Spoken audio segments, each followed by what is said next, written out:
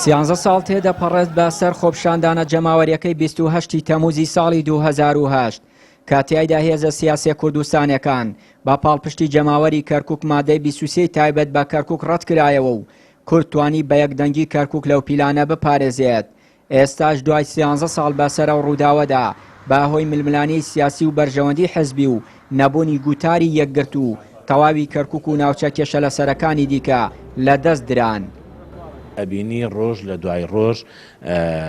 ئینتیمای نەتەوەی بوون لای خەڵک کاڵە بێتەوە و ئەمەش وا لێکا پەرتەوازیەک ڕوویداوە لەبەروی هەر حیزبێک هەڵ بۆ خۆیدا هەر حیزبێکە وڵەدا کەسی خۆی سەرخا هەر حیزبێکە باڵانسی خۆی بەرزکاتەوە ئەمە وای لێکردووە کە یەک ریزی تێک داوین ئەم ئێمەش لە ناو عێراقا کە خۆ دەزانی لەم فرەپێ کاتێک کە عێراقا زۆرترین کەس کە بتوانێت کاری تیا بکە ئەوەیە کە یەکگرتو یەک ریز بێ و زۆرترین دەنگ و ڕەنگی هەبێ. کاتێک ئێمە پەرتەوازە بووین بە ئاسانی تێک ئەشکێنرێین و پیلانەکانیان لەسەرمان جێبەجێەکەن ئەوەی کە ئێستا بینین تعریب بەردەوام ئەوەی کە ئێستا بینین خزمەتگوزاریەکان لە ئاستێکی زۆر خراپدایە وەکو دەیەکی دوورە دەستمان لێهاتوە گەر سەیرێکی گەڕەکە کوردیەکان بکەی پەنجا عەلی و فەیلق و ڕەحیماوە و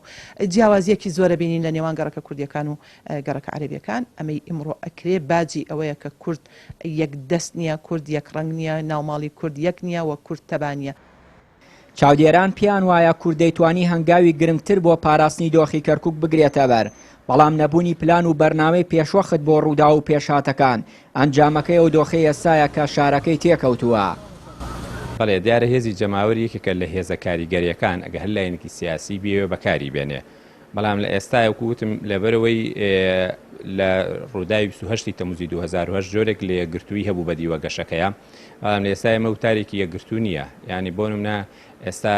ڕاگەیاندنی حیزبێک شتێڵێ ڕاگەیاندنی حیزبێک شتێکی ترەڵێ و جگە لەوەی ئێستا کورد لە کەرکووک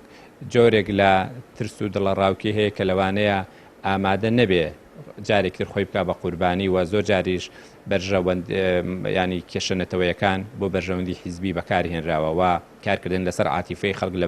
وەکو قۆستنەوەی لاین نەتەوەیان بۆیە ئەم جۆرە لە هۆشیاریە کە دروست بووە و کۆمەڵی هۆکارتێژ لە نەبوونی یەک خیتابی و یەکگوتاری وای کردووە لە ئێستاە نەتوانێت هێزی جەماوەر بەکاربهێنرێ وەکو ساڵی 2008. خۆپیشاندانی جەماوەری 28 تەموز بۆ هەڵوەشانەوەی پیلانێک بوو دژ بە کورد و کەرکووک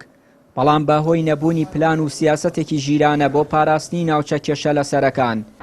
لە 151 خاکی کوردستان لەدەست درا و خوێنی سەدان قوربانی لەو ڕووداوە بە فیڕۆ چوو کە بۆ پاراستنی کەرکووک گیانی خۆیان کردە قوربانی. چیانوری کەناڵی ئاسمانی پەیام کەرکووک.